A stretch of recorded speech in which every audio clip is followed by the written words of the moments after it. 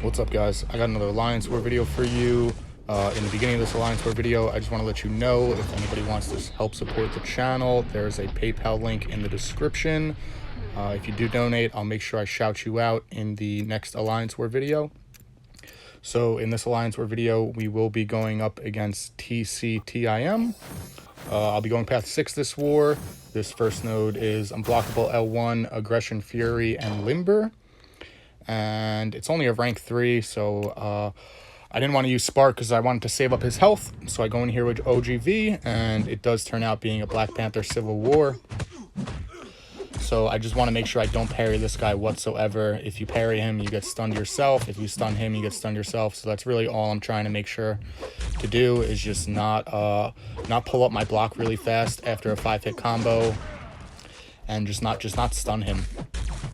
And this is Aggression Fury, so I'm just going to tank the block damage. I'm just going to bait out his heavies, and that's pretty much all I'm going to do, is just tank the block damage. This is also Unblockable L1, and Black Panther Civil War, his L1 can be a little bit tricky. It can catch you if you're not fast enough.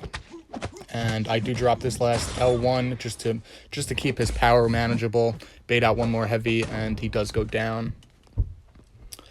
So this next node is Bane, Stun Immunity, and Enhanced Abilities. And I actually forgot about Boost, so I remembered and threw a couple boosts on. I also threw a Invulnerability boost on. I'm going to try and make this Invulnerability boost last for 3 fights. So it's Bane, Enhanced Abilities, and something else, and Stun Immunity. And it does turn out being a MODOK. So this is pretty good placement with this MODOK. I mean, if I had Blade with Danger Sense, this wouldn't be good placement at all, but I don't have Blade.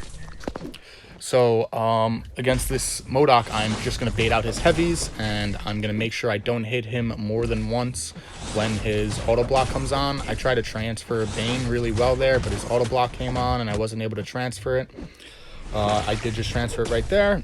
Once again, his block thing comes up, and I do get a 3-hit combo and drop my L1 before his block thing can come back up, and I do get him down. So this next node is Buffet, Limber, and Recovery, and it's a 6-star skill.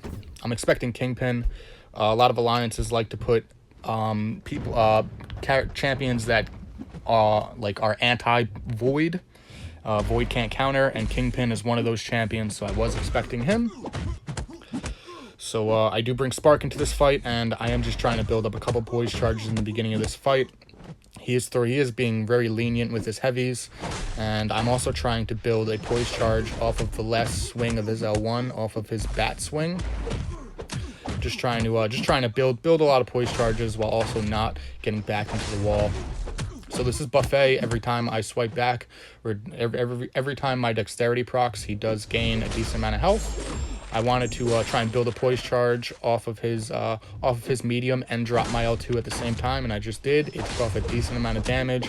I build one more poise charge off of the last swing of his bat, and another 5-hit combo, and I do get him down. So this next node is All or Nothing, Strike Back, and Plague Mind. And I went to check to see if my 3-minute boost was still on, and I have 6 seconds left on this Invulnerability boost, so I jumped into the fight really quick. Maybe I should stop bringing up like the node details during the fight, just so maybe that those 3-minute boosts can last longer. This is the first time I've ever had a 3-minute boost last 3 consecutive fights. So it is Hyperion. This is All or Nothing, Plague Mind, and Strike Back. And I am trying to build up a couple poise charges in the beginning. He is throwing his specials since I have my taunt debuff on him. I got a couple parries in, and I do have a decent amount of power, so I said screw it. I'm just gonna go hard, and I'm gonna try and stun lock him at the end of the fight, which I'm gonna try and do now. But unfortunately, I just don't have enough. I don't have enough poise charges. I'm not hitting hard enough. I'm not critting, and unfortunately, Hype does get to his L3. So thank God that Invulnerability boost is still active, and I take 0 damage from this L3.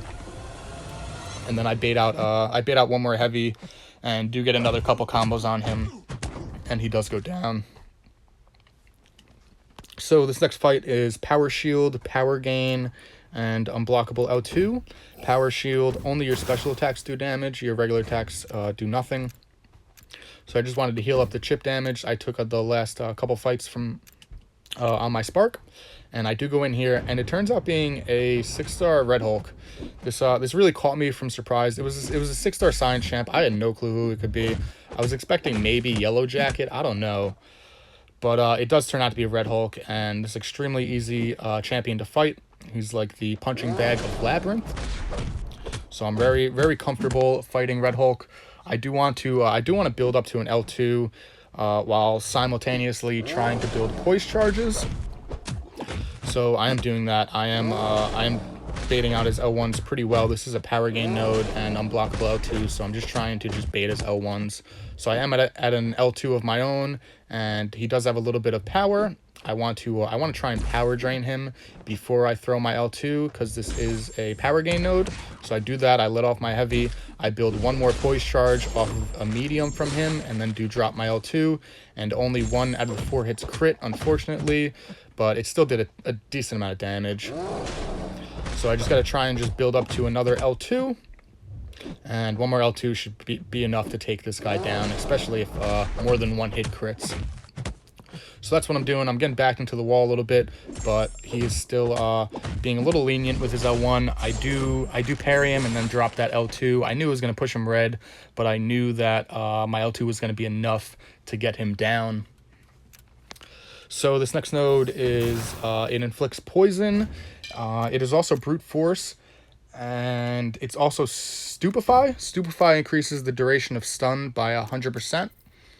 And brute force, if you don't attack the defender every 6 seconds, a degen applies to you.